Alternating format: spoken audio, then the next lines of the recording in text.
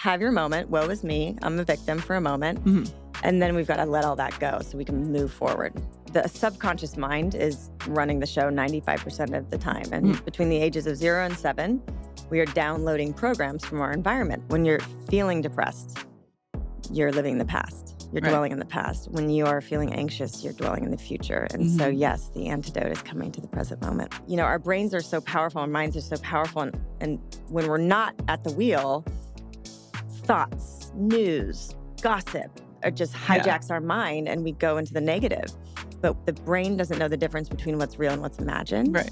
In order to change our state, we've really got to get into the subconscious beliefs that are holding us back. If you're aware and you're expecting to receive, miracles happen all the time. And you'll get that answer, you'll get that support, you'll get that smile from a stranger that just shifts everything. The Big Silence, empowering personal experiences, inspiring compassion, and healing lives. We are no longer silent. We are here. The Big Silence. The Big Silence. Kelly Gores, welcome to the Big Silence podcast. Thank you for having me. I first heard of you with your Heal documentary in 2017. I feel like you were ahead of your time. Well, thank you. It was like a few years marinating, like 6-7 years marinating before I was actually ready to do the film. But yeah, I think it came out perfect timing, you know, for the audience that kind of already was aware of those teachers. They were like, yes, finally. And then, you know, a couple of years later, then COVID, and then everybody started to be really ready for it. Yeah, ready again to heal again. So Heal, if you don't know, it's a documentary around mind-body connection and the body's natural way to heal itself. And I mean, you have Dr. Joe Dispenza, Deepak Chopra, Peter Crone, Michael Beckwith, Marianne Williamson, who she's been here in that chair on the pod.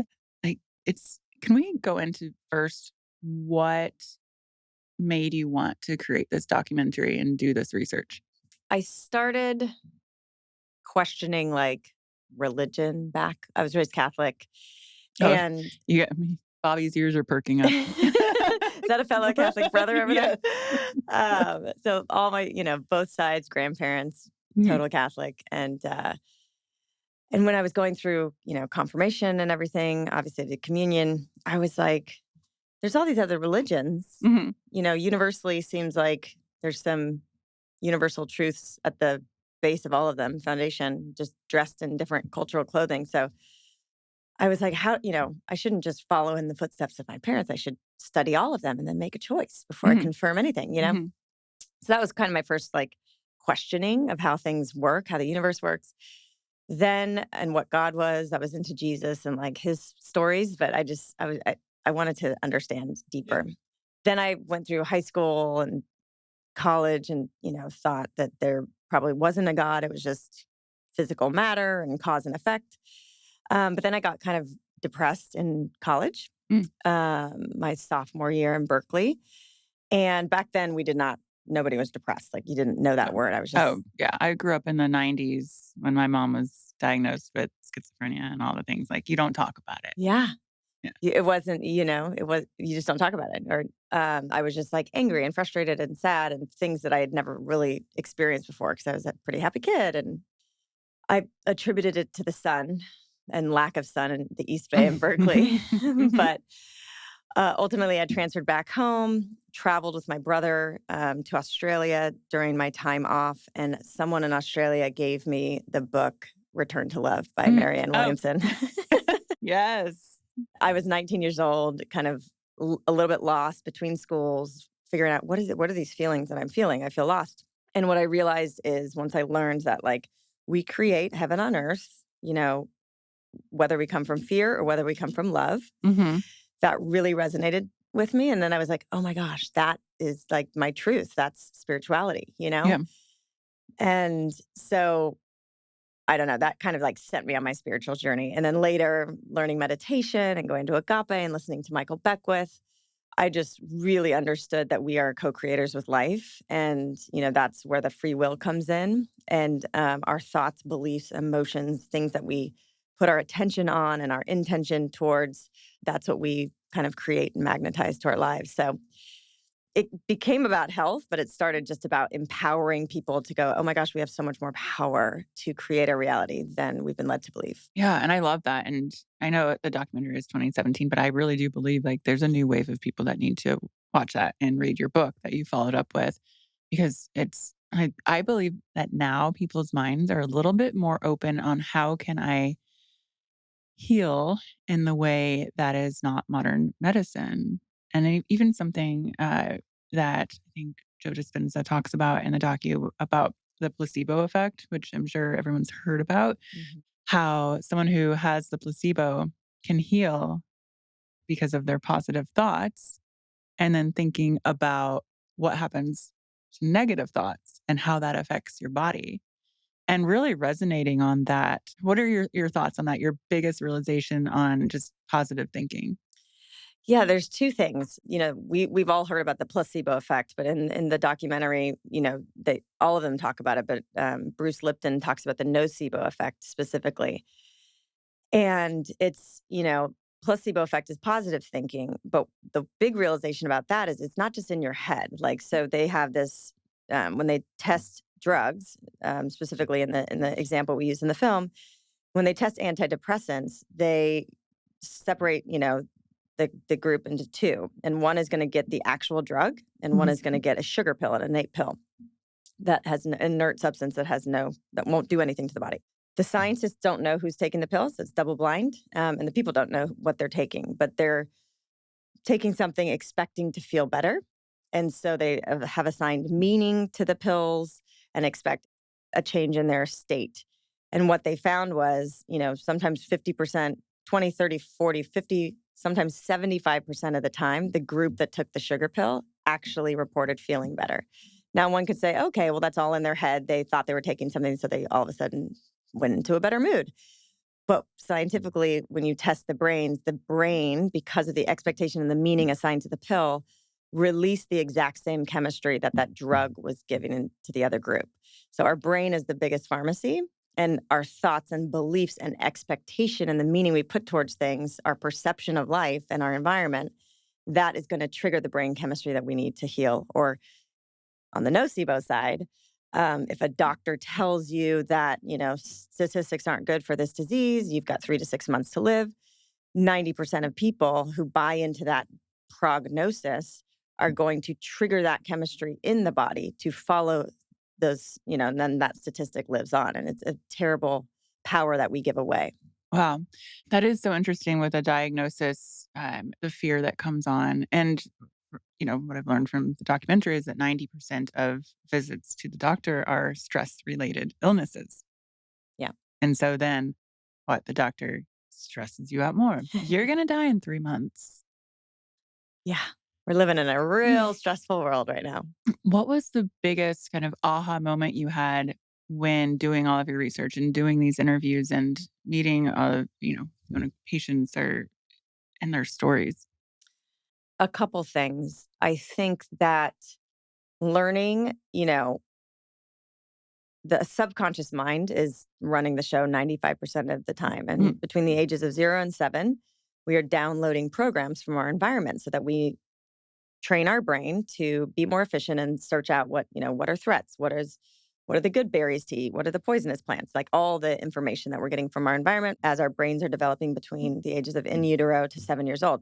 Those programs end up running our lives 90%, 95% of the time, and they are subconscious. So we're not even aware that we have these programs running, and they're not even we didn't consciously choose these programs. They're handed down from generation to generation.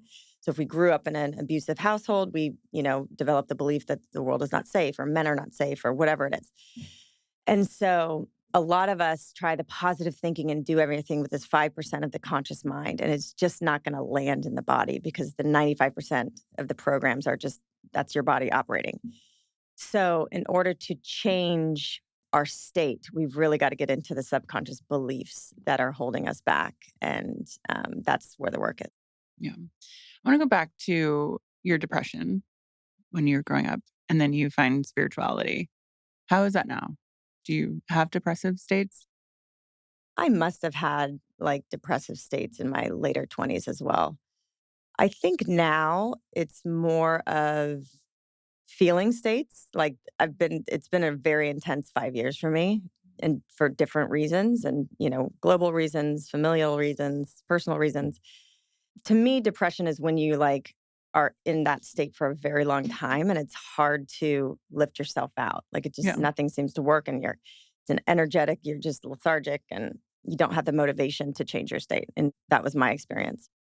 So now I've had very challenging states where I'm sad and I'm angry and I'm frustrated, but I have the tools and I reach out to the people that can help pull me out. You know the tools, though, to pull yourself out. Yeah. It's like that checklist, like, did I move my body? Am I Right. hydrated? Did I meditate? Did I socialize? Am I eating the right foods? And you've even mentioned before that when you switched your diet, Mhm. you realized that that affected not only your physical health, but your mental health. Absolutely. Yeah. So now I don't allow myself. I think it's just foundational, right? Yeah. But at the same time, the reason I'm questioning myself is because I just interviewed Rhonda Byrne from The Secret. I don't know if you know Oh, who she yes, is. of Yeah. course. And she was telling me how her daughter was going through a really hard time. And then she hit this bout of depression. And I'm like, Mhm. she's the mentality manifestation queen. Right. And even she went through a bout of depression.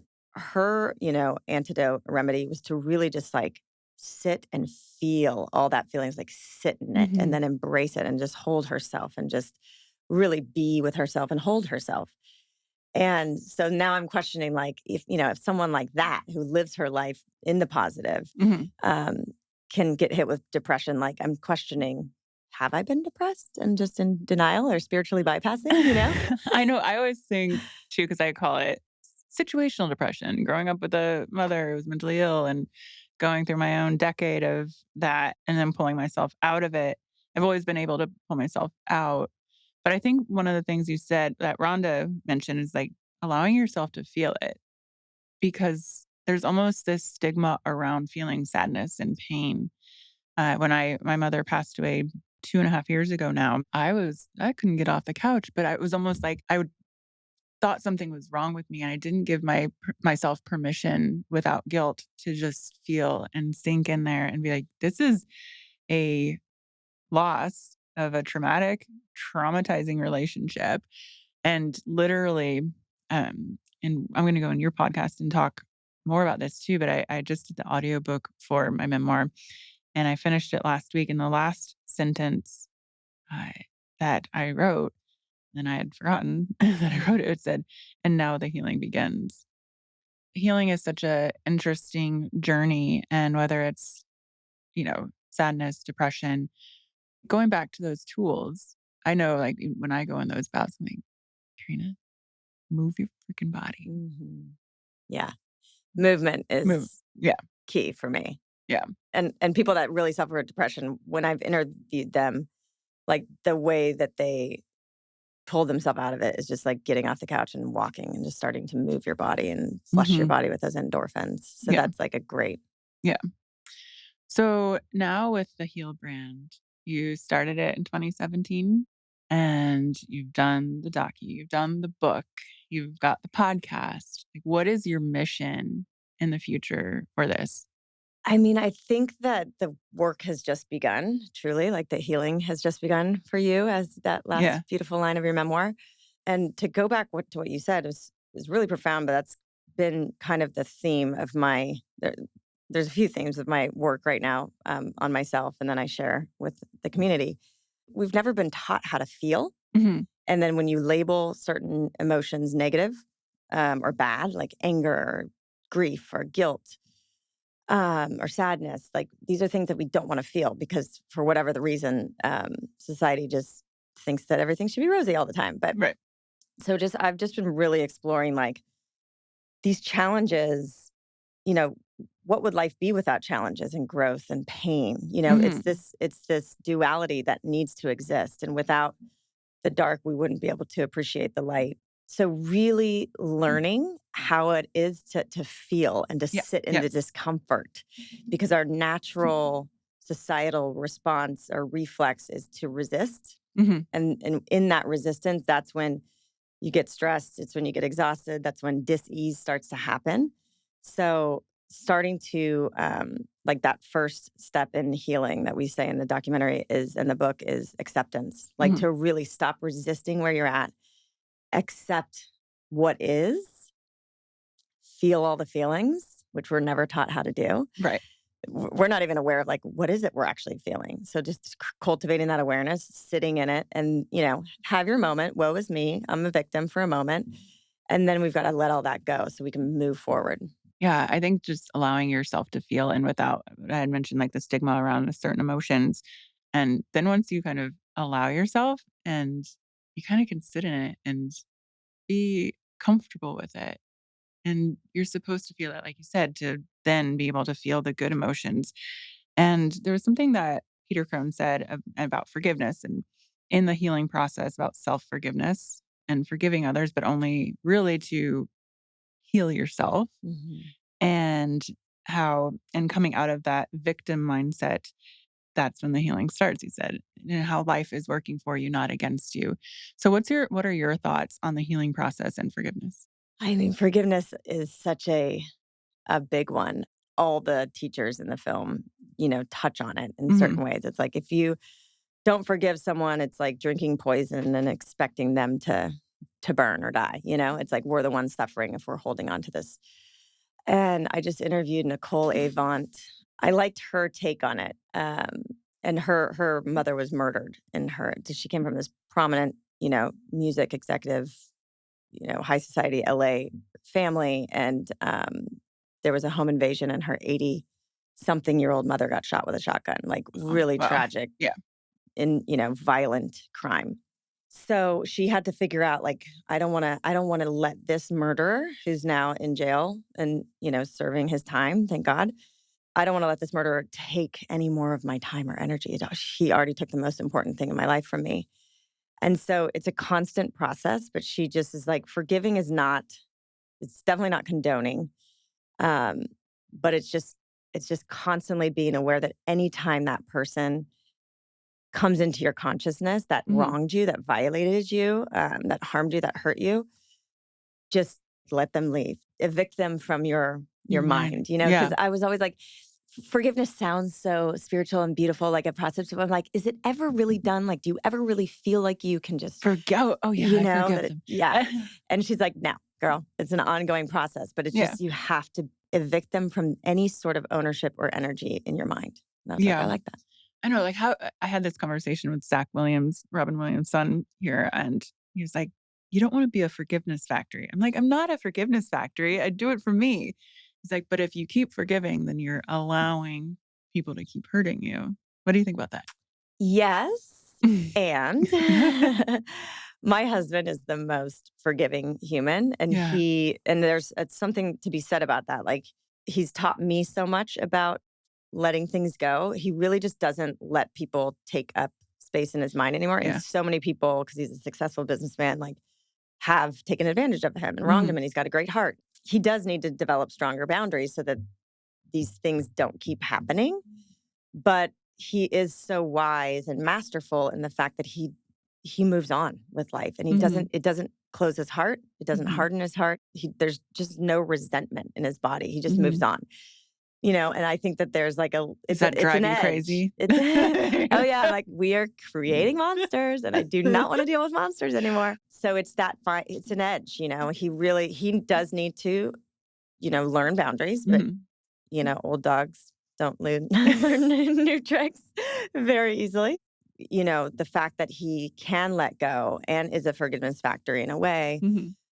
And not let it affect his generous spirit is like a beautiful thing, so it's that balance. Yeah, I believe that too. And my husband thinks that I forgive too much, and he's from Long Island. Like, don't get him going. It's like, how do you do that? Yeah, but I don't know. It's and I say I do it for me. It makes my system calm down. Yeah, to not hold resentment and anger and all those things that cause disease. And you mentioned self-forgiveness. I mean, in my process, I'm like, especially being a mom of a almost 5-year-old, there's just like daily forgiveness you have to be of yourself because you're human and you lose your shit. And you're just like, wow, I was, trying not to perpetuate the patterns of my parents, Yeah. passed on to me unknowingly. But as you start to give yourself grace and as you begin to embrace your own humanity, and it's like, we're not here to be perfect. I'm like a total recovering people pleaser, perfectionist, like many of us are. As we have more grace and more self-forgiveness in the moment every day, then we can look at others. Only then, really, I think that we can look at others and go, oh, they're just humans doing the best they can with what they know at the time. So it helps us just not, hold on to stuff and let it compile so that we're like a ticking time bomb. We can just start to be aware in the moment and give people more grace in the moment so that the big things hopefully don't slap us across the face. Yeah. Did you experience trauma as a child? Yes. My dad was a son of a Marine alcoholic, and he was in the Air Force. So there was just like a lot of rigidity and then pressure that he put on himself and expectations to be perfect. Those trickled down into us. So I grew up fearing to make a mistake or failure I thought that if I made a mistake or failed as a child, that I was unlovable and stupid. And so that's pretty traumatic, especially when you're a tiny little girl and your dad's 6'3" and booming voice, like kind of rageful. Plus, but he was a pilot, so he was gone half the month. And then he would come home feeling, and I was around 13 years old when I realized the shift. Like he'd get so frustrated because he felt hurt and left out, and all he wanted to do was be. But he had to go off and work, and then he would explode because of the way he was raised. So then we just shunned him even more, So he just felt like this outsider in his own home. He felt like he had no control, and it was hurtful to him. But I just thought he was like a giant asshole or a giant like 2-year-old, So like again, at some point you just realize and have compassion, and you still can't tolerate it. I still get triggered when yelling happens, but yeah. So that's interesting because when I asked that question about trauma, you're like, no, I always thought I had like a really good upbringing. But the thing is, and I'm sure you didn't realize until later in life that what you were experiencing in home were those little T's that then, you realize later, like, oh, he's gone, or this, all the things you just listed, where actually you were traumatized as a kid. And now it doesn't have to be like something like, you know, abusive physically or, some kind of sudden death but yeah, all those little things build up in your body and maybe leading to your depression, your questions, your seeking spirituality and, the healing. yeah, And daddy issues, daddy issues. Yeah. dating the wrong people, Oh. rebelling, doing all the things. And then you look, and at a certain point, you do look and you're like, oh, but you're also so grateful because all those little T's gave me the sharp wit and my hypervigilance. Like I'm very observant and I take in information. And so I'm bright. And so he did like through a backhanded traumatic way, create a Hey, really resilient woman, I always say resilience is my superpower. And to my mom, I'm like, hey, I love you. Hard for me to say in her last days. She's like, I regret. I'm like, don't regret anything because I love the woman you raised, even by not being able to be there. So your life is not in vain.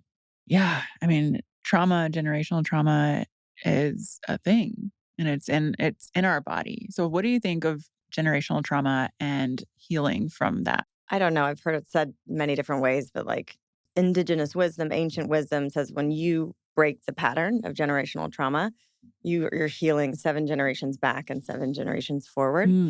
As you were talking about your mom, my spiritual beliefs have really helped me in all of my healing. And ultimately, like my conclusion from heal is, all healing is spiritual healing. And so for me, this notion that we come here, our souls choose to come into these human lives. This is what I believe, and it's helped me a lot. Who's to say what's true until we pass away and figure that out? But I've listened to so many near-death experiences that all kind of corroborate. Especially Anita Morjani's, the story that I used in the film was like completely miraculous and resonant to me. And there's just like no other explanation, but that her experience was true. So ultimately, I believe our souls choose to come into these lifetimes. We live many lifetimes. We evolve, we expand, we grow. So when I pull back my perspective and I can pull myself out of the feelings of the situation or the trauma or the circumstance I'm in, I can go, okay, I chose this. My soul chose this. I'm going to be okay. And look for the blessing and the lessons in these challenges and in these traumas, because they are shaping us and they are, we're here to kind of remember our divinity and remember all the kind of tools and truths that will help us navigate these so that we can evolve. Yeah. Let's talk about tools. We were just chatting before this and we were talking about plant medicine. That is why you're in Austin. Well, oh my gosh. Confessions. Confessions. I have not done plant medicine, but I know pretty much everyone I know has. Mm-hmm. What is that experience and connection to the mind and body, and why is that part of your healing journey? Yeah, it's a great question. I was called to do ayahuasca because my facialist had done like 200 ceremonies. This is like a lot. This is, I think, before I did heal, and then I ended up not doing it until after. Yeah. I can't remember the timeline. And I'm an Aries. Like when I'm an Aries too. Okay, happy birthday. Hey. Yeah. And I just dive in. Like I've gone skydiving. I'm an adventurer and a risk taker. And so when I feel called to do something, I'll leap and trust that the net will appear. So far, it's worked out. Anyways, I did ayahuasca in the wrong setting. Where were you? I was in a basement or like a first floor apartment in Century City in this like doctor's house I didn't even know. So people I didn't know, no preparation. It was with the shaman that my facialist had told me about and that she had done 200 journeys over 8 years or something. And this was, 5 years ago or 6 years ago. So, she'd been doing it for a long time. And I love her and she's really light. And so I trusted her on this shaman, but there was no preparation. I didn't know the people and, a first floor apartment in Century City, not the right setting. All of that to say the journey was really intense. It was an inner battle the whole time. And I was exhausted after I won the battle, but I was like, what the hell? I'm like, that is not my medicine. Just too aggressive for me. It's just not my deal. All of that to say, later I had an opportunity to do it in Costa Rica and I wasn't going to do it. I thought there was breath work being offered at this place and there wasn't. It was just bookending the 4 days of ayahuasca. And so I was like, okay, but they gave us a roadmap. They prepped us. They gave us like a prep talk. There was a lot of support. It was in a much more sacred setting. And it was an incredible journey. And it also spoke back to that first journey. And my conclusion was plant medicine. I mean, I think our whole thing right now is that we have been severely disconnected from nature. And that's where all our disease is coming from in society, in our globe and personally. And so all of this is coming back to nature. And I think that there's this resurgence in plant medicine and psychedelics because these are really ancient plants and natural technologies that are connecting people with the wisdom that we've been so disconnected from. So that's my experience. What I will say is 2 things. It's being misused for sure. There's a whole trend and there's a lot of these shamans and a lot of, Century City first floor apartments happening. Yeah.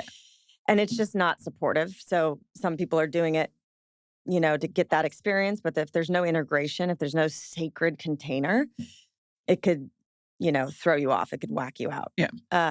So I think, definitely make sure that the shaman and the facilitator is very trustworthy, make sure the source of their medicine is legit and actually natural from nature, and make sure the container and the preparation, and then afterwards the integration is, really important.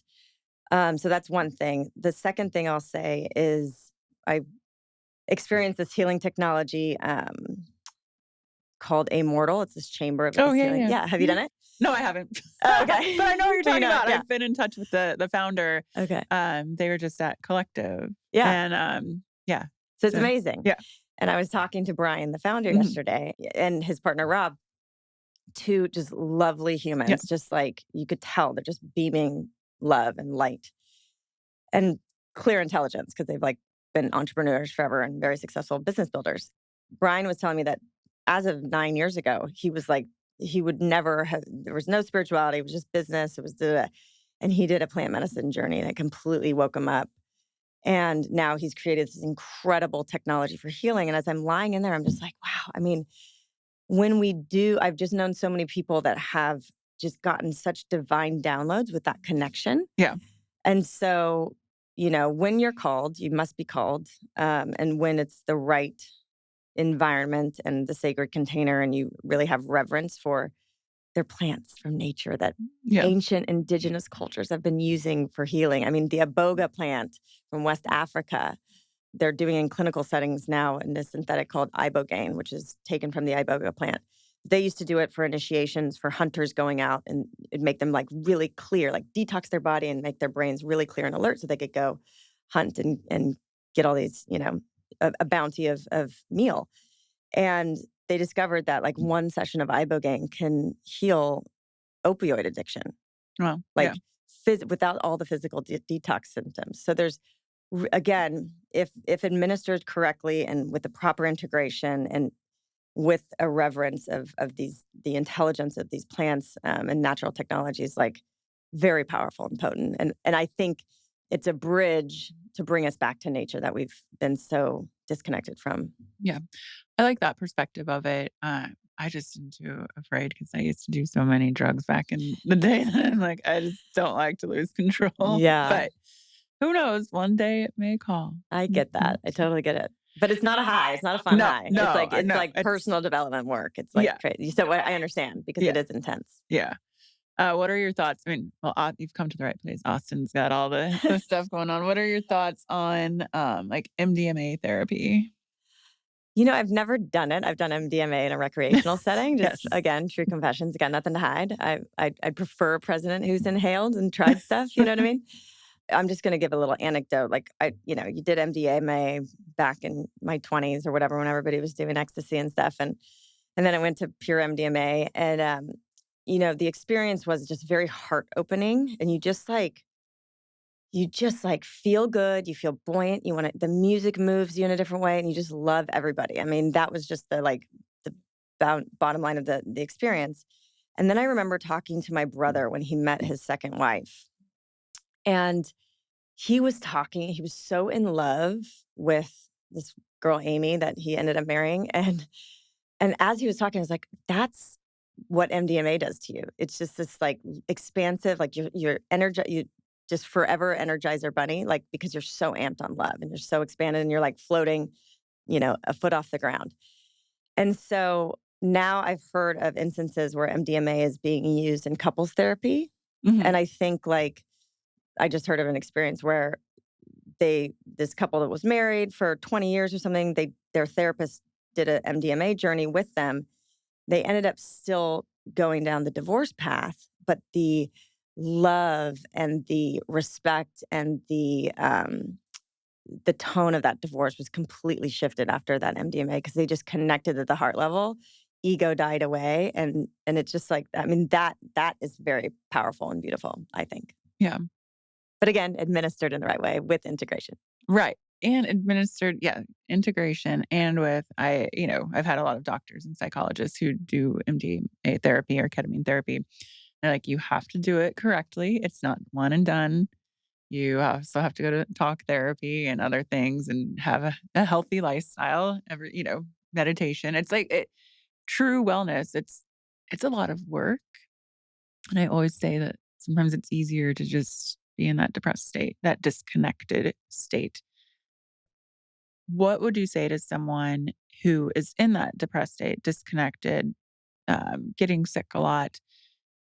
They're like, I just don't have any hope. It's too much work. It won't work for me to heal. That's tough. And it's so tough now. I see, especially with young people on social media, it's just like, and then the market shifts, and just suicide is like on the rise. And I think that it's, obviously the pressure and this overwhelm of this 24/7 news cycle. And we're just getting inundated with such negativity and violence and divisiveness and polarity. And then the market crashes and people can't pay their bills. And it's just like, there is no hope for a lot of people, and it's devastating. So, I mean, when it's that low, to me, it's like community is a must. I mean, isolation and COVID just crushed us. I had a doctor on here that said that isolation is as bad or worse as smoking 15 packs of cigarettes. Was it 15 cigarettes a day or 15 packs? Whatever it was, it's worse than smoking cigarettes. Yeah, it's probably only 15. I mean, that's how bad it is. Yeah. it really, we are communal beings. And what I've noticed when I do feel depressed, it's because I feel disconnected. And when I'm with my people that see me and understand me, I'm, again, it's just feeling that like connection boosts my energy, and there's just no way you can feel depressed because you feel, it's just like, you just need to find some way to be seen and understood. Yeah. And that's what we need as humans. And so people that are depressed are not feeling seen. So like you said, movement. And then I would combine, just get out of the house and just sit in nature. So if you don't have the community around you or you're still searching, let nature see you. Yeah. I was just with, I don't know if you know who Zach Bush is. He was a doctor, like triple board certified. And he was, he did like, birthing, and like he was like a midwife in like Bali or something, or Indonesia or the Philippines. And then he went into hospice care. So he was like beginning of life, then end of life. He watched like 80 people transition a week and learned about that. And then he went into cancer and started developing cancer drugs. All of this woke him up, and he realized that our disconnection from nature is killing us. So now he's just in this big regenerative farming movement with Farmer's Footprint. But he's one of the most connected, brilliant people I've ever met. And he talks about how nature witnesses us. Like when we go in the ocean or when we sit in the reason that we feel our energy, our frequency rise and our health can improve is because nature is perfect. It's just, it's reflecting back to us our true nature. So if community is not, if you're not feeling seen and heard in your life, try to move your body and try to walk in nature or just sit in nature. And you can't possibly not be transformed by that frequency and that beauty. I agree. If I'm ever in a slump of a morning, I just walk outside. And it's the presence. Almost for me, it's if the wind is blowing, I watch the leaves blow and I feel it's almost a meditative walk and watching and observing nature, observing the birds or little squirrel running across the yard or just observing it can really connect you. Because you're in the present moment. Yeah. And I've heard quotes or I've seen the memes or whatever it is that when you're in depression, when you're feeling depressed, you're living in the past. You're dwelling in the past. When you are feeling anxious, you're dwelling in the future. And so, yes, the antidote is coming to the present moment and whatever's going to bring you into that awe and beauty of, the squirrel or the wind, that awareness of the now. Yeah. And it's free. And granted, I've gotten the comments of, well, I live in the city. It's loud. It's chaos. I get that. But at the same time, kind of awareness. I mean, people are nature too. And sometimes like New York is not my vibe, but I can go there and I can enjoy people watching, and just observing. And that also keeps you present too. And saying hi to strangers. Yeah. Little things like that. Even if you need community, go say hi to people. Connect. Exactly. And also intend, like ask for help, like ask the universe, like it's listening. The field is listening.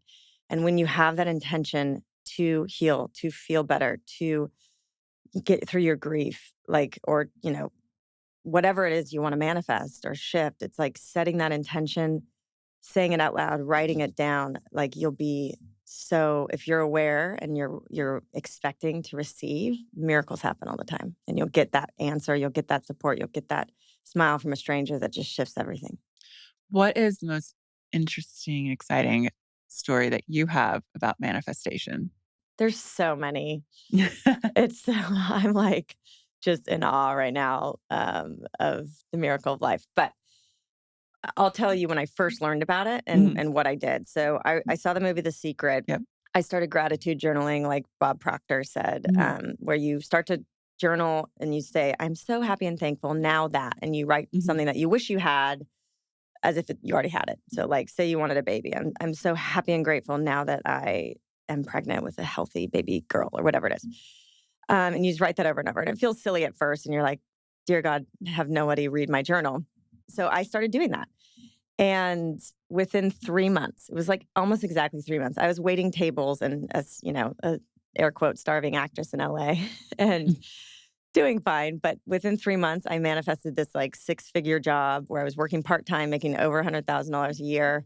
And it was a job I didn't even know existed. So that was like oh my gosh, you don't need to know the how. You just give thanks for what you want as if you already have it. And so now today, I think gratitude is such a powerful shifter. So I write things that I'm grateful for that are actually here and now in my reality. And then like my health every day, my child's health and family's health. And then I pepper in things that I want as if I already have them so that it feels a little more real to me and not so like fantastical. But that's a little trick. And it just, when you're in that, our brains are so powerful, our minds are so powerful. And when we're not at the wheel, thoughts, news, gossip just hijacks our mind and we go into the negative. But we have this, the brain doesn't know the difference between what's real and what's imagined. So start to take the reins of your brain and mind and use it for good and creation. That is so true too. And this is a similar practice I'd done at a retreat I was at. And it was, you'd say, I remember when, and you can just tell a whole story. I remember when, and something in the future that you want. And without giving specific things, they happen That's amazing. within a year. And the things that my, subconscious thinks, it's never going to happen, Karena. I changed my thoughts and my brain. And I was like, I remember when that happened. And then I felt that feeling of when it happened. And then it happened and I had that feeling and I did it again. There's multiple things. So I would say anyone at home to start the practice of I remember when, and then also yours, either or. Well, So I'm going to same- switch it up. I think it's I remember when, or I'm so happy and grateful now that. Yeah. But I love the I remember when because it's like, oh, it happened. And your body's like, it did? It did? Okay, well, I gotta make that. Yeah. I love that. It really is true when we go back to just mind-body connection and healing. And even, with illnesses or, even I get psoriasis and eczema, but it's only when I'm stressed out. And if I start meditating, or you're like, who is in my presence that is bad energy? Yeah. Poof, be gone. But it really is like we need to trust ourselves more and more in our instincts and our own healing and these natural ways that nature created for us. And our body, our symptoms, a lot of this autoimmune talk in the last 20 years because our environments have become so toxic and stressful. So where it's like a 1-2 punch and our immune system's very confused. So it starts attacking ourselves, or we have leaky gut and broccoli sneaks through into our bloodstream and then it's a foreign object. So now we start thinking that broccoli is bad for us. So our body is it's so beautifully designed and to heal in every moment. And we're getting in the way, just like Mother Nature, distracting her and raping her every day with our practices. When you realize that symptoms like psoriasis and eczema or pain or a tumor, all of these are symptoms. It's not your body failing. It's your body screaming out for help or going, pay attention. This person in your environment is not good. Or you're in a job that is not aligned with your soul. Or this relationship is not serving you anymore. It's time to move on. Your body is crying out for you to listen. Or clean out the toxic products in your house, or there's mold in your house, or whatever it is. So I just encourage people to really hold their bodies and be grateful for their bodies, even if they seem to be failing them in this moment. They're actually their biggest ally and working so hard to heal, but they're calling out saying, okay, we're doing something, or there's something in your environment that is getting in the way of me working optimally. Let's do this together. Yeah. And the other thing I want to bring up, I have been in doctor's offices, especially with my mom, as I was trying to help her, and she was passing. I was told she had 2 weeks to live. I went to the doctor and I talked about my mom's mental health and how it had affected her body. She was homeless quite often. The last 5 years of her life, I was her caretaker, but they're like, no, hospice. She's got 2 weeks. I moved her she was in Seattle, Washington. I moved her to California, to Palm Springs, got her in the sunshine, cleaned out her cabin where she had microwave meals, and got her on green juices and healthy food. And I got her lifting water bottles. That 2 weeks turned into 5 years. Wow. Yeah. And, I got her walking again, and I was like, I got to get you in the sun with the mountain in the background. It's just, it really goes to show like, nature, food, all of the things, love, being around people. My mom wasn't isolated anymore. All these things that we can do, for our health. It's amazing how quickly the body can shift too. Like Yeah. it takes a long time to get into the disease process, especially if it's obviously not acute, but the chronic illness. Yeah. And it can recover so quickly if you give it the right foundation and all the things that it needs, like sunshine. We're nature. We're like plants in a way. We're animals. We need sunlight. We need food that is grown in the ground and, running on the pasture, like not out of a box with chemicals to keep it crunchy. Yeah. Although they're delicious and I eat them sometimes. I know. You got to have a little here and there. Exactly. We need to enjoy life, but like get the foundation down. Yeah. All right. So where can people find you to help their healing journey? Yeah. Well, we just, we started with the documentary and we had this whole grassroots movement. So we used to be at Heal Documentary on Instagram, but we literally just, I think today, are changing it to at Heal with Kelly. It's grown beyond the documentary. And the documentary continues to be like a powerful tool to set people on their journey. But we're doing events and Heal with Kelly, it just embodies like, I'm only the expert in the experience of my own life, and I am a seeker. I have resources and I want to discover everything I can to empower people and then share inspiring stories of healing to shift people's belief in what's possible. Yeah. So it's Heal with Kelly is just like, come on the journey with me as I learn what I need to do to heal myself. Mm-hmm. I want to share with you so that we can all kind of heal each other. And I love your approach because it's not intimidating. Because you got some people are like, I'm scared. Like I have some people coming on, I'm like, I'm actually scared of them. Yeah. But you're approachable and it's like, okay, I can understand this. And it's not intimidating. I think that's so important for the journey and what you said, you are the expert in your own life journey. Mm-hmm. Same here, mental health and my own healing and what I do. And, to live my best life, we're experts in our life and sharing that because there are a lot of people that need your help. Yeah. And then everybody listening, it's like you have a story to share too. Yeah. In whatever way, through your art, through your gifts, through your job, through your work, through your parenting. We are all the experts in our own lives. And so to, reconnect to ourselves through being inspired by these conversations is, that's what community is. So I love it. I love our jobs. Yes. And thank you for coming on here. Look forward to coming on your podcast. And I know you got somewhere to be. So you got a journey to go on. My Lord. I'll come back tomorrow. I'll tell you all about it. I'm kidding. All right. Thank you, Kelly. Thank you so much. The big silence. The big silence.